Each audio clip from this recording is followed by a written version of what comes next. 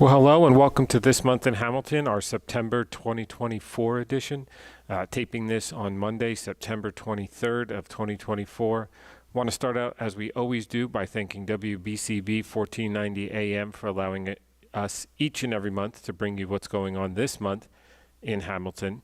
Want to also thank our sponsors, Capital Health System, Haldeman Ford-Subaru, Saul Funeral Home, and Kessel Dermatology.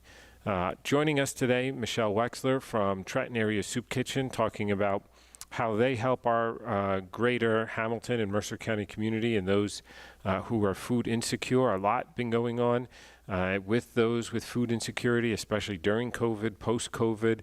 So really want to highlight that organization, what they're doing for our community, and ways we can support them in their mission. I know it's a well-known organization, but still a one we sometimes forget about. But as we get into now the holiday season, Thanksgiving, and the winter holidays, it's even more so we highlight TASK and the great work that they do. In terms of what's going on this month in Hamilton, hope many of you were able to come out to our September 11th memorial event that we had in Veterans Park North. And then a week later, we had our flag retirement ceremony that we do with Mercer County. Many of you probably saw the large billowing smoke that happens. We'll actually be moving that event back to Flag Day in June, starting in 2025. During COVID, we actually had moved it outside of June, and then but now under County Executive Benson, we'll be moving it back to Flag Day in June. So you'll see more about that event later. And then this past weekend, we actually had the ribbon cutting of Claire's Corner, which was a partnership between Hamilton Township and Where Angels Play Foundation to spruce up Apollo Park right there on Yardville, Hamilton Square Road at the intersection of Apollo Drive. And so we had a great turnout, many local families in Yardville coming out. If you can get your little one there, it's meant for, they say, 0 to 5. I brought my 4-year-old there on Sunday. She had a phenomenal time. More improvements to come to that park in the coming months, including swings and trash receptacles and benches and the like. But it's a great place right now. It's brand new. So if you have a real little one, hopefully you'll be able to take him or her out there. Again, Apollo Park, now Claire's Corner, and just really want to thank Where Angels Play, as well as the Easton family. For those who don't know a little bit of the backstory, the Easton family had a miscarriage around 23 weeks of pregnancy, and their daughter Claire didn't make it. So, but we all have been touched in one way or another, or know somebody who's had a miscarriage or pre-birth loss, and so really want to highlight them and their families. And it's a great way to bring peace to those who have had loss, and have somebody where they can bring their other little ones to run around and enjoy life in a quiet, safe space. So that's what's just gone on in September. Now, as we flip the page to October, our big event, our biggest event of the year, Oktoberfest, scheduled for October 20th. With a rain date of October 27th. And so more to come. You'll start seeing the around town signs on that. And then right on the heels of that, we have all the different Halloween celebrations. Hopefully we get October 20th going for Oktoberfest, because we know many of the local elementary schools request the same lighting towers we use for Oktoberfest for their trunk or treat events as well at school. So a lot going on as we change over the calendar into October. I think today's the second full day of autumn, and so weather changing. You start seeing some leaves fall, all that good stuff. Again, we'll have flyers and information out later in the fall about leaf pickup schedule and all those normal things as well. And right on the heels of that, we get into election in November, Winter Wonderland in December, and close out the year on a positive note like we always do. Speaking of the election, I believe if you're a mail-in voter, ballots go out this week, so you should be getting your mail ballot hopefully by the end of this week or early next week. I believe registration date has passed, so If you are not registered to vote, you'll unfortunately not be able to vote in this year's election. But if you are registered to vote, make sure you start looking out for things for early vote, which happens about 10 days before the election. Again, mail-in vote. If you're not a mail-in voter and you want to be one, there's still time to register as a mail-in voter and get your ballot that way. And then obviously November 5th will be Election Day. There was some changes, many of you may recall, to some of the polling places being open for the primary. What we've had to do is condense some of our polling locations. The county hasn't been able to get as many poll workers, so they've had to condense the number of polling locations that they use for Election Day. So if you didn't vote in the primary, you may be getting a notice that your polling location has changed. I think it was only 4 or 5 polling districts out of the 65 we have here in Hamilton. So again, just keep an eye on that. But if you're an early voter or a mail-in voter, nothing's changed. You can still early vote at Colonial Firehouse is probably the most convenient, the one open in Hamilton, but you can go to any early vote polling location across the county and vote, or you can, again, still vote by mail. So a lot of those things coming up. I'm sure you'll start seeing a lot more information about the voting as well. And then Oktoberfest, again, getting back to that, same location, Vets Park South, but we'll have all the entrances open, west, north, and east as well. So no matter where you come from the park, you'll have the opportunity to get in. Not a township event, but want to highlight something our Hamilton PBA and FMBA are doing. They're doing a soccer game to raise money for charity. That'll be held October 4th. It's a Friday evening on Cal Field in Vets Park South. So if you have the opportunity, you want to see some of our first responders have some fun and raise money for a good cause, please come out to Cal Field October 4th.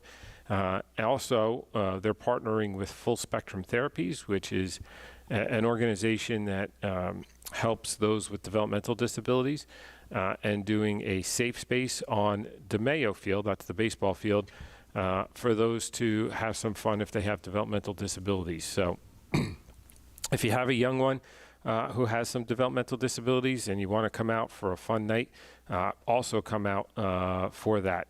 Many of the flyers, you can find them on the Hamilton Township Fire FMBA page or on the police PBA page. Again, it's a PBA and FMBA event, but it's in partnership also with Full Spectrum Therapies for those who have developmental disabilities. So hope to see you then as well.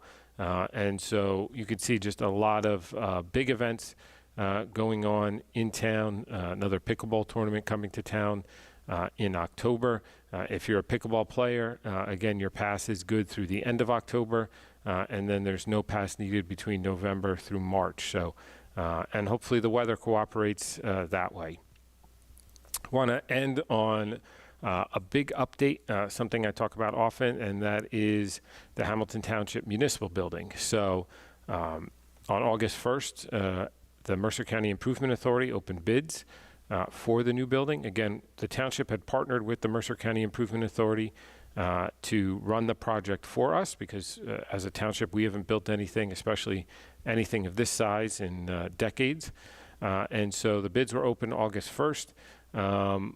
Almost all of the bids came in well under budget.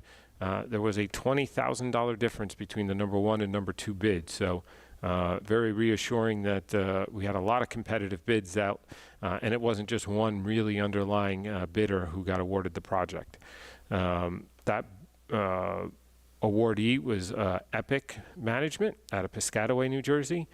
So they were awarded at the MCIA board meeting on August 13th.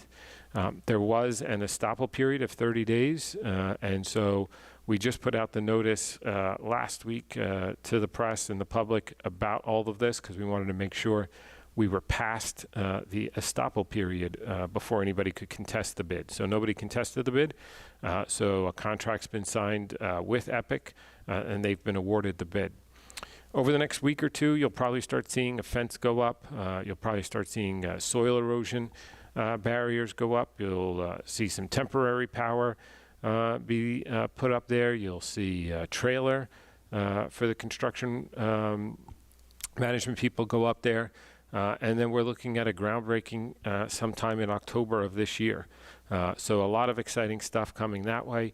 The estimated time to build and move into the building is 2 years. So I don't have any wood with me right now, but knock wood, that stays about the same. And again, we're doing this in concert with our Hamilton Township School District. So they'll be moving in with us as well. If you want more information about the building, about the design, anything like that, please go to our Hamilton Township website page. We have a whole page dedicated towards the new building, and we continually provide updates that way. But it'll be a great central location for both your municipal governments, your school district and your township. I get a lot of questions on what we're doing with the Greenwood Avenue space. Our intention is to sell that to the school district for the big price of $1. There's no sense having one government entity pay another government entity and perhaps have to go into debt to do it. So just selling it to them for $1, and then it'd be up to the school district and the Board of Education what to do with that space. I know they have a couple of ideas on what to do with it, but it'll be up to them, and we'll look to sell it to them probably the end of 2026 once we're moved into the new building. So as a town and as a school district continues to grow, they need additional space for educational purposes. So it'll be a great opportunity for them to get a space and get a building that they can use to help our young ones here in town. So again, you'll start seeing some action probably in the next 2 weeks at the new municipal site, right where the old ShopRite Cost Cutters shopping center was. And then in October, you'll start seeing equipment and the like and a groundbreaking ceremony.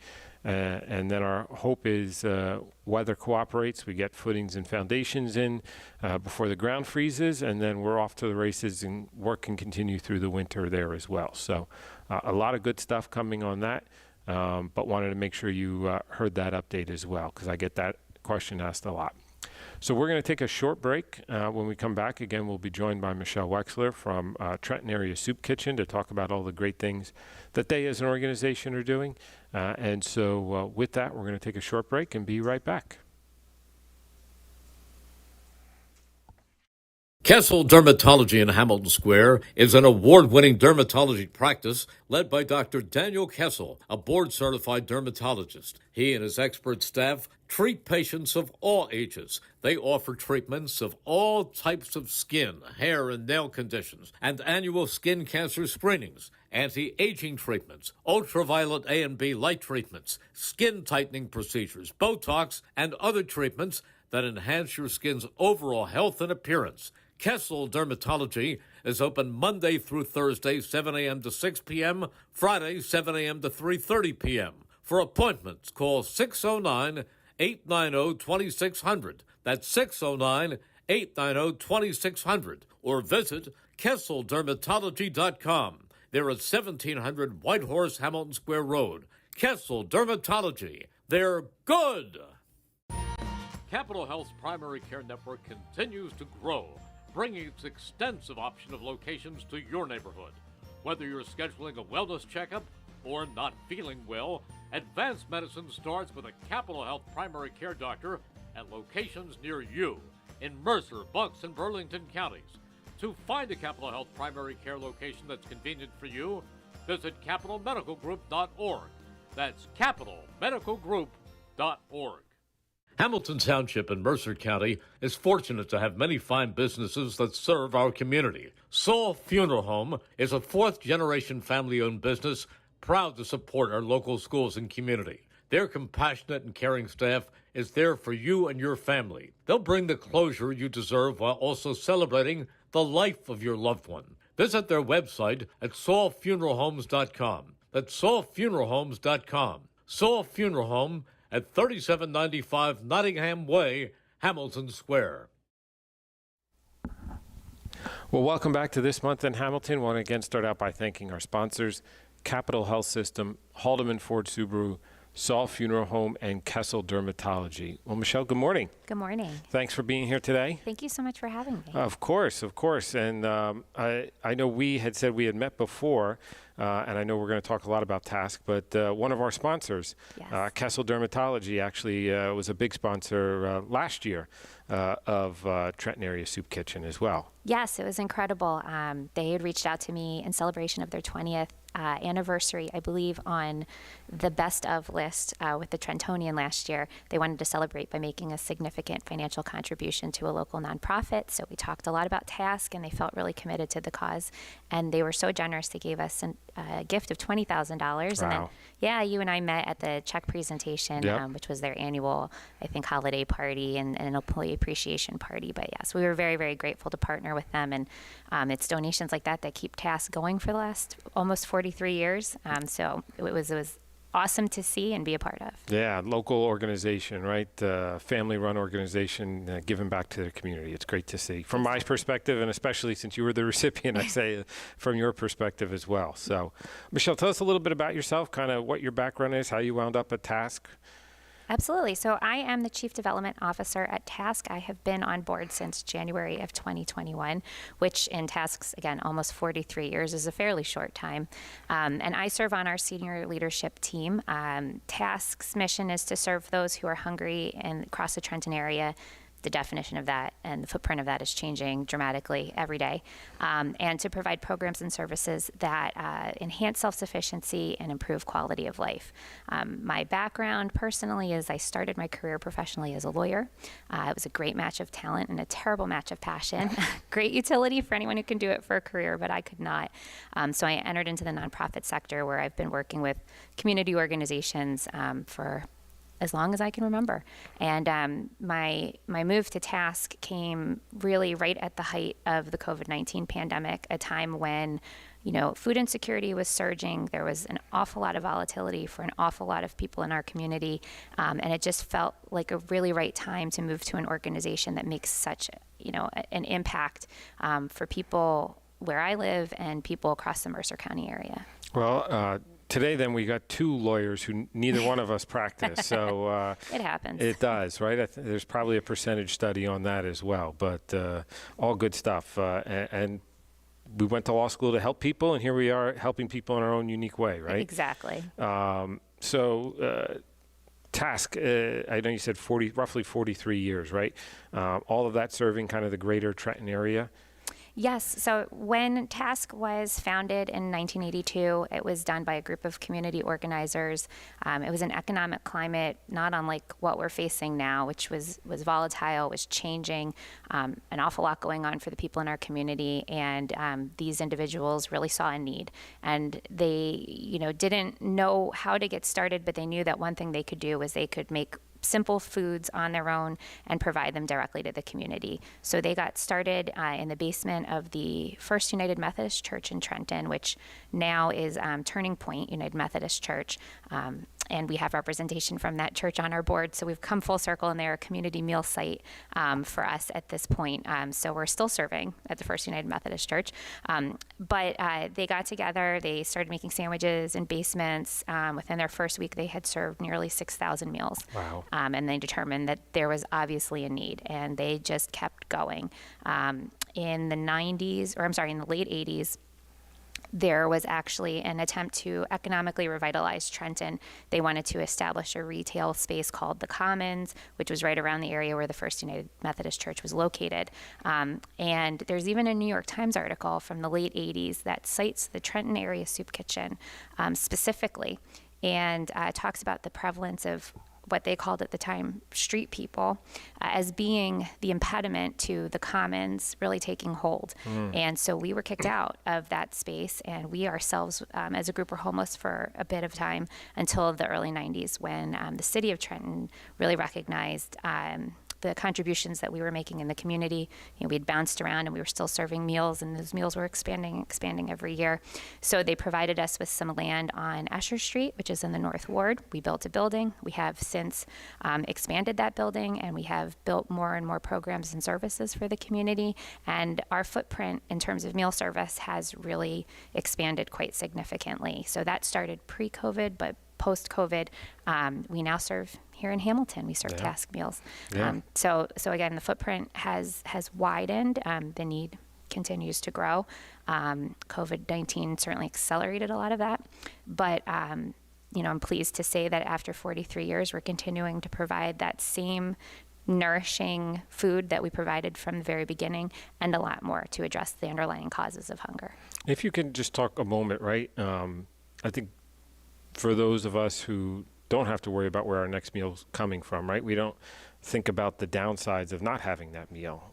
If you could just talk a little bit about what's so important about making sure you've got a full belly, that you're not food insecure on where your next meal's coming from. Absolutely. And there are so many negative effects attributed to hunger. And that truly is why meal service continues to be the cornerstone of our programs. Because we know that at least if we can address those who are food insecure and those who are experiencing hunger, we can do a lot to help enable people to then proceed to access programs and services that might help enhance, like I said, self-sufficiency and improve quality of life. In the city of Trenton, where we serve about 80% of our meals, 27% of people are living below the poverty line. 37% of children in Trenton are living below the poverty line. So you can imagine that food is often considered a flexible expense. Folks need to be able to pay rent, their medical bills. There are a lot of necessary expenses that go along with just trying to get from the day to day. And so oftentimes someone will stretch the food that they have access to, or they'll go without. And the numbers just across the nation continue to rise. But obviously in areas like Trenton, where there's a lot of, economic instability, it's much worse. So we know that, and most of us just anecdotally have experienced that when you're hungry, it's hard to focus, it's hard to concentrate, has negative impacts on your health, it has negative impacts on your, emotional health, not just your physical health. It makes the pursuit of food becoming a primary focus, makes it hard to do, schedule, accomplish many other things when you're constantly looking to try to figure out how you're going to provide food and nourishment for yourself. And so it remains a really critically important part. It's, one of our basic needs. Yes. Outside of housing, I think it's number 2 on the list of our basic needs as humans, right? Yep. So, our goal is to make that as accessible as possible. We provide meals, no questions asked. It means that anybody who comes to us for a meal gets one. In our 43-year history, we've never had to turn anyone away from a meal, which is, an amazing thing to be able to share. And it's also, important to us that we make it as accessible as possible. Someone just said to me, and it really resonated, availability is not the same thing as access. Access means that, you're able to truly come by that food, not just with ease, but in a way that doesn't compromise your dignity. It doesn't, compromise your health. You're not trading one thing for another thing. And that we're able to deliver that to people in their own communities, like here in Hamilton, and do it in a way that's culturally responsive and that, helps overcome barriers to food.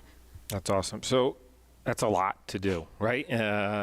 So how is TASK made up, right? Staff, volunteers, combination, what's kind of the makeup of who makes this engine run? Yeah, well, we're lean and mean. Actually, we're very nice, but we're lean. So we have about 50 employees. That's a combination of full-time and part-time. We have 12 dedicated kitchen staff, which are led by Chef Adam Laval. And Adam comes to us from the hospitality industry for many years. He was even on a season of Hell's Kitchen, which I know he appreciates when I mention. But his credentials are obviously excellent. And so they are working every day.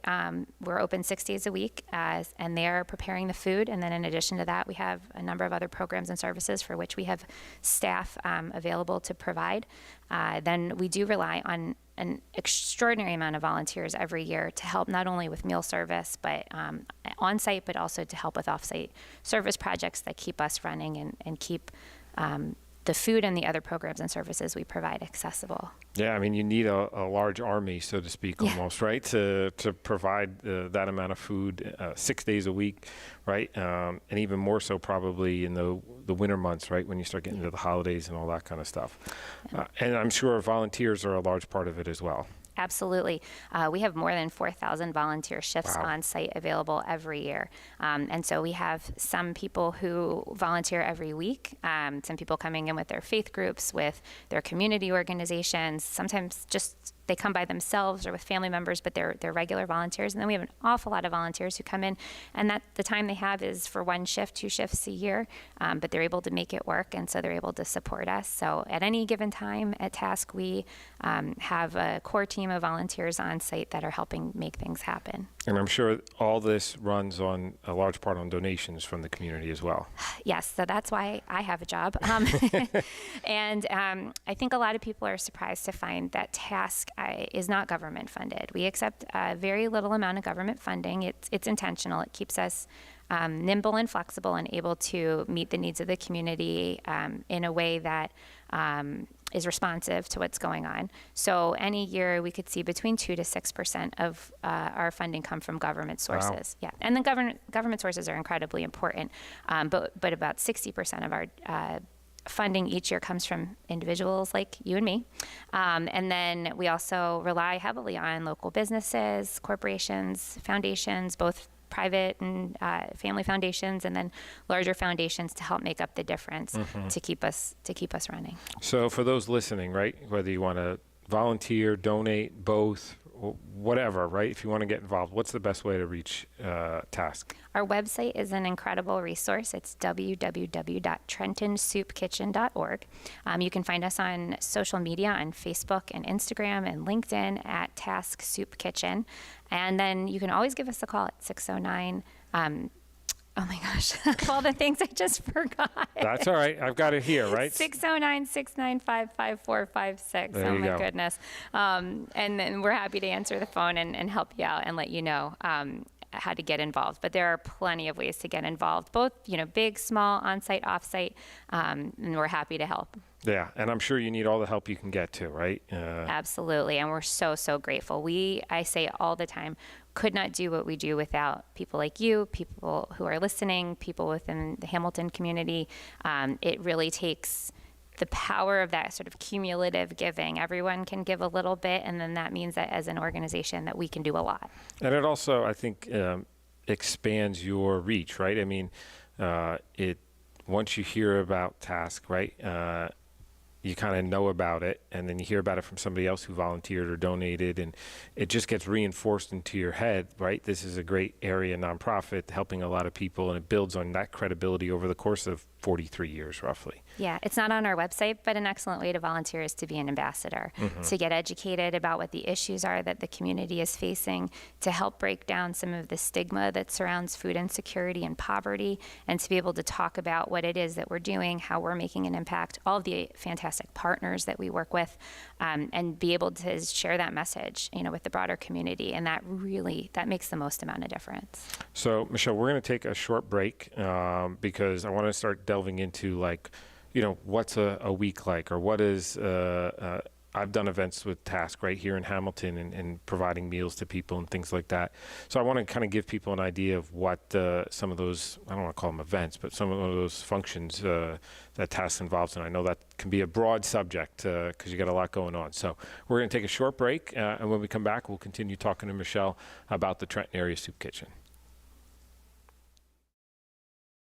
Hamilton Township in Mercer County is fortunate to have many fine businesses that serve our community. Saul Funeral Home is a fourth-generation family-owned business proud to support our local schools and community. Their compassionate and caring staff is there for you and your family. They'll bring the closure you deserve while also celebrating the life of your loved one. Visit their website at saulfuneralhomes.com. That's saulfuneralhomes.com. Saul Funeral Home at 3795 Nottingham Way, Hamilton Square.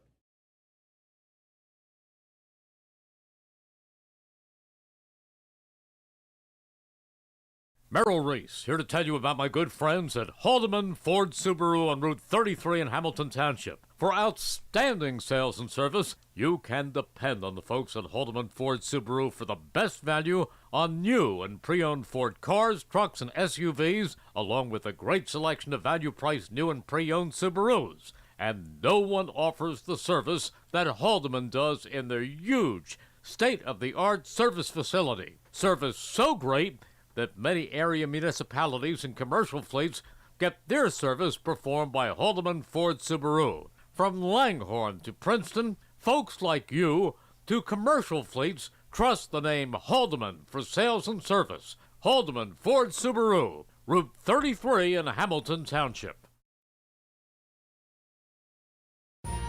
Capital Health's primary care network continues to grow, bringing its extensive option of locations to your neighborhood. Whether you're scheduling a wellness checkup or not feeling well, advanced medicine starts with a Capital Health primary care doctor at locations near you in Mercer, Bucks, and Burlington counties. To find a Capital Health primary care location that's convenient for you, visit capitalmedicalgroup.org. That's capitalmedicalgroup.org. Well, welcome back to This Month in Hamilton. Want to again start out by thanking our sponsors, Capital Health System, Haldeman Ford-Subaru, Saul Funeral Home, and Kessel Dermatology.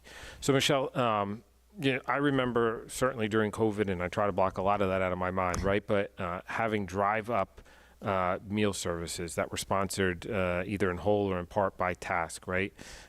And seeing the need of the community. Again, you had to take precautions, right? You were wearing masks, and that's why you did drive-ups, and there was little human interaction, right? But a line of cars down a block, right? Quarter mile, half mile, right? Hundreds of cars during a service, right? Doing them a partner with our school district. And I talked about our partnership with our school district, right? And at elementary schools and things like that. But that was almost then, right? And I'm sure there's a little bit of that now, but what is kind of a normal way of Task providing meals to people now? Well, COVID-19 really changed a lot of things. And while, as you said, none of us really ever want to go back to that, it was an opportunity to really revisit the way that we provided meals. It gave us an opportunity to look at a lot of the barriers that exist that inhibit people's ability to access food. And it gave us an opportunity to pivot. And so while a lot of what we do continues to be true to what we've always done, we've also found a lot of new and innovative ways to provide meals. And so COVID-19 helped that. Now, what COVID-19 also did was accelerated food insecurity nationwide. Feeding America is now reporting that 100% of counties across the United States are reporting that there are people there that are food insecure. The USDA just came out with its annual report on food security and talked about the fact that there had been just in 1 year a statistically significant increase in food insecurity across the nation. Over 13.5% of people are struggling. For the most part, historically, for example, children had been kind of insulated from those statistics. Households with children could go to school, they had access to meals, tended to stay stable, despite historical fluctuations in food insecurity. That's not the case now. This report that just came out talked about the fact that hundreds of thousands of households with children are experiencing times when they have had to skip meals or go hungry for an entire day. So again, while none of this is welcome information, and it's certainly not positive for a lot of people, it's been an opportunity for us to reevaluate and look at what we've been able to do and come up with new ways to provide. So there's no typical week at Task. there's no typical minute at Task. Every day is a little bit different, but generally speaking, at our Escher Street dining room, where we continue to provide the majority of meals, we continue to provide about a third of the meals that we put out each week, which now exceeds about 11,000 meals a week. Wow. Yeah, so Escher Street, we're open Mondays through Saturdays. We serve lunch Monday through Saturday, 10:30 a.m. to 1 p.m., and we serve dinner Monday through Thursdays from 3:30 to 5. Anybody is welcome to come by for a meal. That's where you'll see a lot of our volunteers on site helping with the meal service. The food is prepared directly in our kitchen, and it's plated up, and it goes right into the dining room. Also at our Escher Street location is where a lot of our other programs and services are located. In addition to Escher Street, we now have, I'll just say, over 40 community meal sites. Those community meal sites really run the gamut. So some of them are private sites. We provide meals to some after-school programs, behavioral health centers. So there are sites that are not open to the public, and then there are an overwhelming amount of sites that are. So for example, here in this community, we serve meals to Holy Apostles Church, which is in Hamilton Township. We also have sites in places like Hightstown and Ewing and Yardville. We even have 2 sites in Princeton. And a lot of people don't think of that as being a community that might experience high food insecurity, but it is. We have 2 sites now in Bucks County where we provide meals. In Lower Bucks County and Morrisville. Again, places where hunger might be a little bit more hidden. In March, we're really pleased to say that one of those innovative solutions that I mentioned previously was we launched a food truck. So we are preparing meals in the kitchen of Task. We are taking them out in catering trays on this awesome looking food truck, and we're able to make stops within the community where people live. And so they're not now burdened by transportation, by hours of service, by child care. They're able to get the food directly in the community where they live. And so now we've got 6 sites each week where we are bringing the truck around. And then there's all these partnerships that go along with it. So for example, with the food truck, we partner with Capitol Health. We're able to provide at 2 of their sites within Trenton. We work with the Rescue Mission of Trenton to co-locate at one of the sites where they're able to provide addiction recovery services and peer outreach services. With the meal services at the community meal sites, some of the churches, for example, have volunteers that work throughout the week to procure hygiene products and baby needs and things like that that they're able to provide with the meals. So there's sometimes I laugh that it's easier to list the organizations we don't partner with than it is to talk about how many partnerships we have. But as we always say, teamwork makes the dream work. And so while each site and each service might be a little bit different, everybody is working together to be able to maximize someone's opportunity to not only get food, but to be able to, secure other things that they need to be able to thrive. Sure. I mean, you think about the ease of so many of us, right? You just open the refrigerator or open a drawer, a cabinet, right? Or maybe your pantry, and boom, there's food. And you're like, what do I make tonight? And sometimes there's too many choices. Even when you have nothing, there's still plenty of choices, right? But for those who have to then travel, right? Sounds like you're really focusing on bringing meals more to them almost, or in a convenient place for them by all those partnerships. Absolutely. It's all about overcoming obstacles, because whenever there's any bit of friction, it can make it harder for somebody to get access to food. And that's where we talked about availability is one thing. We could be open 24 hours, 7 days a week, but if you've got transportation barriers, if you have childcare issues, if you're working at strange hours, it's just because it's available doesn't mean it's accessible. And our goal is to try to make it accessible. And so the food truck is one way of doing that. The community meal sites is another way of doing that. And so we're just constantly exploring different opportunities to be able to provide. That's awesome. So Trenton and this Mercer County area, very diverse area, right? Different food preferences, different food rules, depending maybe on religion or things like that. How do you guys handle those kinds of situations?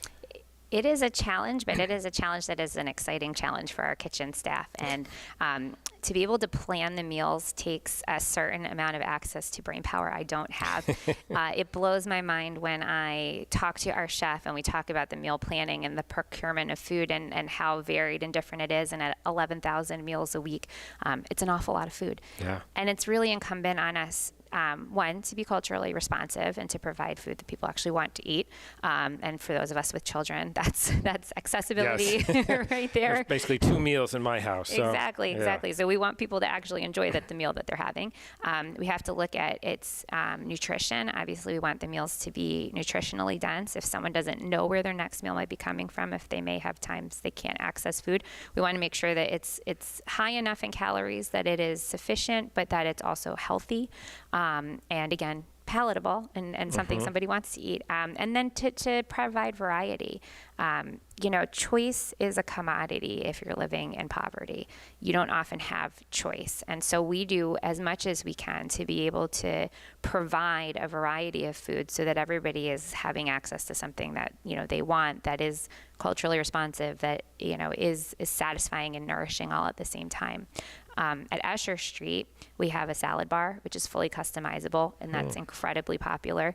We provide things like, hot coffee and drink service and things like that. And at a lot of our community meal sites, there's an effort to try to also diversify some of the offerings, sometimes being able to give out pantry items so that if you are housed, maybe you need ingredients and not necessarily just meals.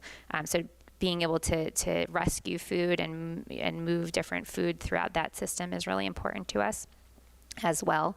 But it's a feat. It takes a lot of brain power to be able to make it happen. But I'm proud to say that we eat the food. Staff eats the food every day. We have a staff lunch, and the kitchen serves us exactly what the diners are eating every day. So I can attest personally that the food is excellent, and it's good quality, and it tastes good. We like it. There you go. Yeah. Good stuff. What about for kids, right? Do you do anything unique for kids or infants, anything like that too? Sometimes, but we've actually honestly found that the types of meals that we provide are just so good that the kids really like it. So everyone can eat the same thing, and that's What's important. What's your training? Because I have a 4-year-old that just wants chicken nuggets and mac and cheese. Understood, but you can't resist things like pulled pork. We've tried to provide a lot of fish and different proteins and things like that, but I truly believe maybe my children's reticence to eat is more a testament to my cooking than it is actual taste profile. But no, I mean, we take stock. We really do. We do a lot of feedback loops and surveys and things like that to make sure that the food is actually good tasting and that people want to eat it, because there's really no point to us doing what we do if it's not good. Yeah. So it's really important, and we do a lot of surveys to make sure that that's the case. And I know a bunch of us, we walk around making sure, asking someone, okay, how's it tasting? What do you like? What do you not like? And providing that feedback back to the kitchen. I can only imagine you say the brain power to plan it, right? Like, it's one thing to have a menu at a restaurant, maybe get a few hundred people in a day, right? Versus over 2,000 meals essentially a day, especially Monday through Thursday when you're doing lunch and dinner. And the amount of food that comes in. Do you also get food donations then too, besides just monetary? We do. We are purchasing more food now than ever before, just because the volume of the amount of meals that we're preparing. You have to be able to have a little bit of planning. You have to have some consistency to the types of and I always look at like pasta. Pasta is a wonderful shelf-stable food, but if you have a little bit of penne and a little bit of spaghetti and a little bit of, farfalle, like, you can't necessarily make 2,000 consistent meals out of that. And so we work really hard, though, to make sure that of the donated foods that we do get, and again, while we buy a lot of food, we also work very closely with Mercer Street Friends, which is our local food bank, and they provide a lot of food for us as well. And then we get community donations. We make sure that everything goes back into the hands of the community. So whether it goes into the meals that we're preparing and providing, or it goes back out in that grocery style ingredients distribution, it all goes right back out to the folks who need it. And so the community donations that we do receive have been incredibly helpful for that purpose as well. Awesome. All right. Well, we're going to take our last break. And I know we got a lot more to talk about, but we'll be back in just a moment to finish up talking about Task with Michelle. Kessel Dermatology in Hamilton Square is an award-winning dermatology practice led by Dr. Daniel Kessel, a board-certified dermatologist. He and his expert staff treat patients of all ages. They offer treatments of all types of skin, hair, and nail conditions, and annual skin cancer screenings, anti-aging treatments, ultraviolet A and B light treatments, skin tightening procedures, Botox, and other treatments that enhance your skin's overall health and appearance. Kessel Dermatology is open Monday through Thursday, 7 a.m. to 6 p.m., Friday, 7 a.m. to 3:30 p.m. For appointments, call 609-890-2600. That's 609-890-2600. Or visit KesselDermatology.com. They're at 1700 Whitehorse, Hamilton Square Road. Kessel Dermatology. They're good. Merrill Reese, here to tell you about my good friends at Haldeman Ford-Subaru on Route 33 in Hamilton Township. For outstanding sales and service, you can depend on the folks at Haldeman Ford-Subaru for the best value on new and pre-owned Ford cars, trucks, and SUVs, along with a great selection of value-priced new and pre-owned Subarus. And no one offers the service that Haldeman does in their huge, state-of-the-art service facility. Service so great that many area municipalities and commercial fleets get their service performed by Haldeman Ford-Subaru. From Langhorne to Princeton, folks like you to commercial fleets trust the name Haldeman for sales and service. Haldeman Ford-Subaru, Route 33 in Hamilton Township. Well, welcome back to This Month in Hamilton. Want to again start out by thanking our sponsors, Capital Health System, Haldeman, Ford and Subaru, Saul Funeral Home, and Kessel Dermatology. Clearly, Task keeps track of everything, right? If you know you're doing 11,000 meals a week and all that, what are some of the numbers kind of now over the 40 years you've been doing this so long? Well, we just, and celebrated is a strong word because it's hard to celebrate, but we just commemorated a pretty significant milestone of serving over 7 million meals. Wow. Yeah, since our founding in 1982. 11,000 meals a week is a pretty significant uptick post-COVID. That's almost double what we were doing pre-COVID. Wow. Yeah, and our food truck actually just served its 15,000th meal about a week and a half ago, which was another significant milestone to be able to commemorate. So, 5 years ago, right, you've doubled now compared to 5 years ago, essentially the meals per week. Have you seen an increase in volunteerism? I mean, what are the different ways to, again, you need an army, right? But there's got to be a variety of things that people can do to volunteer, right? If somebody just can sit, they can't stand, or vice versa, right? There's got to be a lot of different opportunities there to be able to double your food output. Yes, and we, like I said, could not do what we do without the support of the community in so many different ways. So we have on-site opportunities, and there are off-site opportunities as well. On-site, obviously, meal services is a critical need. As I mentioned, we could have 40 people a day, coming through our doors and helping us provide the meals to the diners at Escher Street. On-site, there are also opportunities for tutors. There's opportunities for partnerships where people can run hiring drives for their businesses.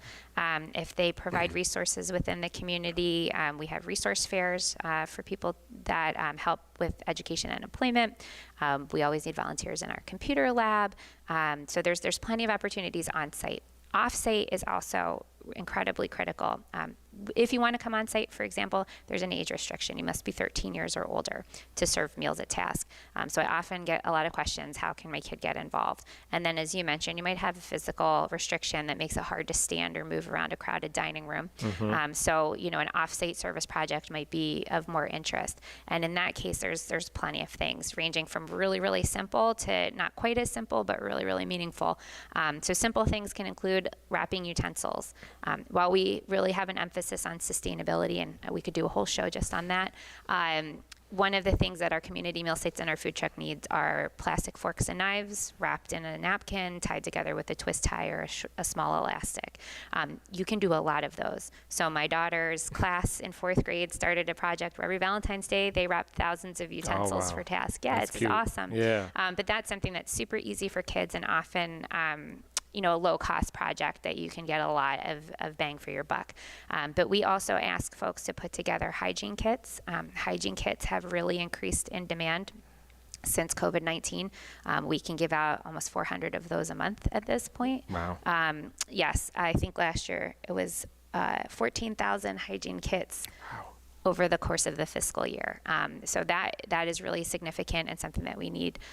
You can make meal bags. So we have 2 different types of meal bags. We have a peanut butter and jelly bag. And then there is sort of like a canned food bag.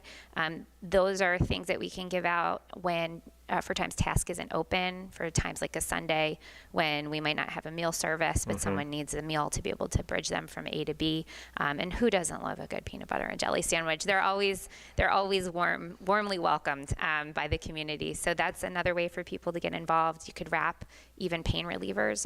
So we haven't talked about it, but at Task we have a number of other programs and services that we provide, one of which is patron services. And that's a window in our dining room where we're able to provide people with some of the basic necessities they need. So things like the acetaminophen packets, but someone can come get socks or warm winter weather gear. The hygiene kits are, very popular right now, and have been sustained for a couple of years at this point. You can get, reusable bags, eyeglasses. You could get your mail delivered to Task. You can use a fax machine through patron services. So a lot of the off-site service projects that we have a lot to do with what we need in the patron services department to be able to provide to people. Yeah, that's a lot. quick story on peanut butter and jelly. I'm not a New York Giants fan, but I was watching a show, and the general manager, somebody makes 7 figures a year, right? And he's on TV, and he's driving, and he's eating a peanut butter jelly sandwich. And he's like, this is my go-to when I just need some food, right? And I don't have time. I've got always time for a peanut butter jelly sandwich. Absolutely.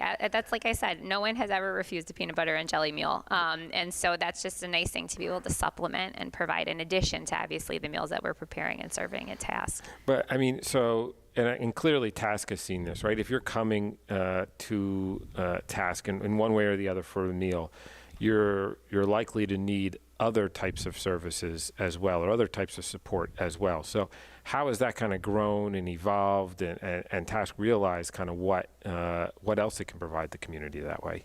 Yeah, food insecurity is often a symptom of a greater problem. And so we know that by providing meals, we're doing a lot of things, but we're not necessarily addressing the underlying causes of hunger, which is why we have a multitude of other programs and services for folks. And it's been the soup kitchen model for a long time. And a lot of people, I didn't before I worked for Task, realize that soup kitchens have often been a one-stop for a lot of people to be able to access a number of programs and services. So at Task, like I mentioned, there's patron services, which is providing necessities. We have case managers on site, and so case managers are working with people to connect them to the resources and the partners that can help them with a wide variety of issues.